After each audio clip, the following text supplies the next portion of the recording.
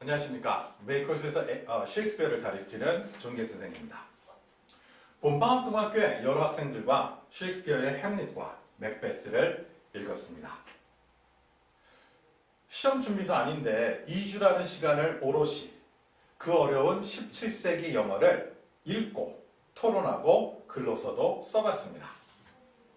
글과 대본 속에서 삶의 희로애락을 찾고 때로는 공감하고 이 내용을 글로써 쓰는 경험은 저에게도 특별한 기억으로 남았습니다.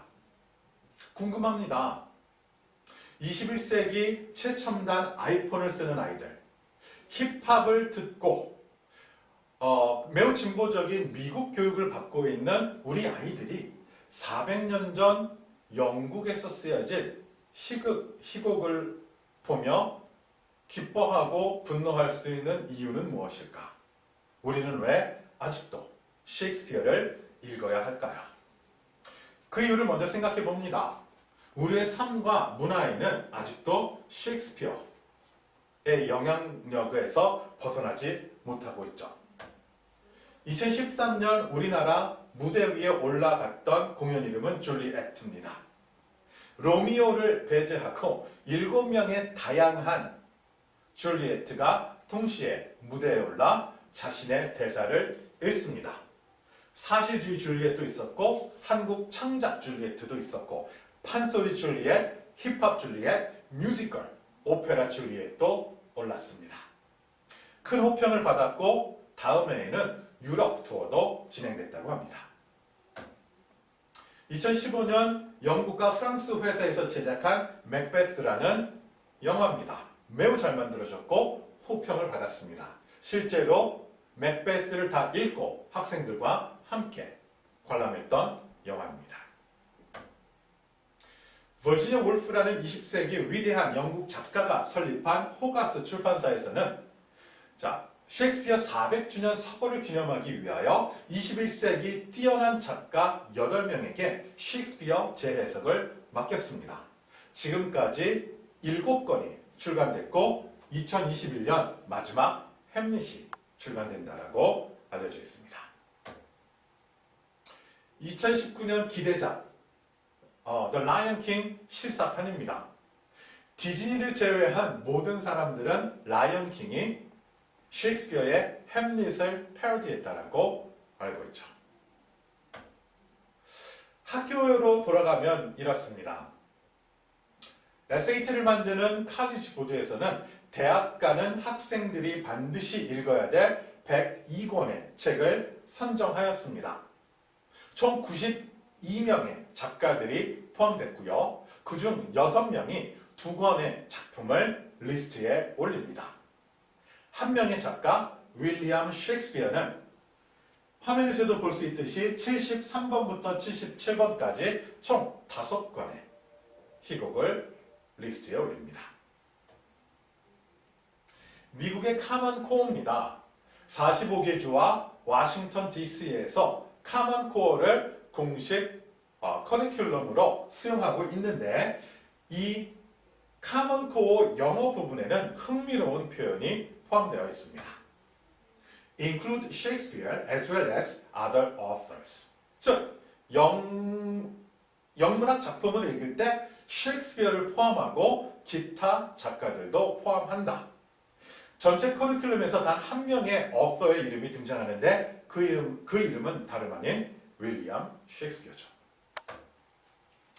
언어적으로도 잠시 살펴봅니다. 총 37개의 희곡과 여러 소네트를 통해 셰익스피어는 약 28,800개 정도의 어휘를 사용했다고 합니다. 그중 1,700개는 그가 처음으로 사용하거나 처음으로 기록했다라고 알려져 있죠. 화면에 보이는 대사는 맥베스에서 나왔고 노란색 The Assassination, 빨간색 The Be-all and the End-all 이라는 표현은 셰익스피어가 기록한 첫 번째 영어 표현이라고 알려져 있습니다. 그런데 제가 The Assassination, 암살이라는 말은 노란색으로 했던 이유는 이런 주장이 최근 메리엄 웹스터와 같은 영어 사전에서 도전을 받고 있죠. 셰익스피어 이전에도 누군가가 사용했다라는 근거들이 발견되기 시작했고요. 하지만 the be all and the end all 같은 표현은 확실하게 셰익스피어의 몫으로 남아 있습니다. 이뿐 아니죠. 뭐 힙합 문화의 멋과 허세를 뜻하는 swag라는 말이라든지 love is blind, it's all Greek to me 같은 표현도 셰익스피어가 처음으로 기록했다고 알려져 있습니다. 학생들이 미국 대학을 가기 위해서 반드시 봐야 되는 ACT나 SAT와 같은 시험에는 다행히도 셰익스피어의 17세기 작품에서 발췌되어 그것을 읽고 분석하는 문제는 나오지 않습니다.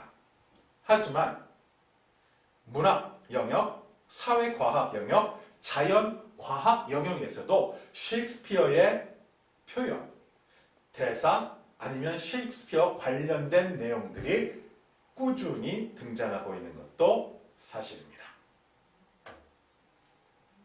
그러면 영어를 공부하는 학생들이라면 피할 수 없는 셰익스피어 중 2019년 메이커스에서 읽게 되는 작품은 첫 번째, 사랑의 고전 로미오와 줄리엣입니다. 미국 고등학교에서 가장 많이 읽히는 책 중 하나는 게다가 로미오와 줄리엣이죠. 두 번째는 4대 비극 중 대표적인 햄릿, 그리고 짧지만 가장 임팩트가 큰 맥베스를 읽게 됩니다. 수업 시간에 무엇을 하나? 첫 번째, 우리는 1500년대 후반, 1600년대 초반에 쓰여진 셰익스피어의 그 당시 영어의 텍스트를 함께 읽습니다. 두 번째, 어떤 등장인물이 왜 어떠한 주제를 가지고 어떠한 플랫 라인을 가지고 이야기가 만들어졌는지 우리는 철저하고 꼼꼼하게 분석합니다. 그리고 희곡은 소설처럼 읽히는 텍스트가 아니라 보고, 듣고, 경험하는 연극이죠. 그렇기 때문에 학생들은 수업 시간 중간중간에 셰익스피어 다양한 해석을 시각적으로 보게 됩니다. 그리고 수업이 다 끝난 마지막에는 드라마나 영화로 제작된 셰익스피어를 함께 관람하고 토론하는 시간도 갖게 됩니다. 마지막으로는 지금까지 우리가 읽고 경험한 셰익스피어를 글로써 표현하는데 자신의 주장을 근거를 제시하며 설명하며 쓰는 PEE 방식으로 글을 쓰게 됩니다. To be or not to be, that is the question. 셰익스피어에서 아니면 셰익스피어 햄릿에서 가장 유명한 대사죠. 영어를 공부하는 학생들 중에서 셰익스피어를 피할 수는 없습니다. 하지만 그중 어떤 친구들은 셰익스피어를 제대로 이해하고 영어를 제대로 이해할 수 있습니다. 감사합니다.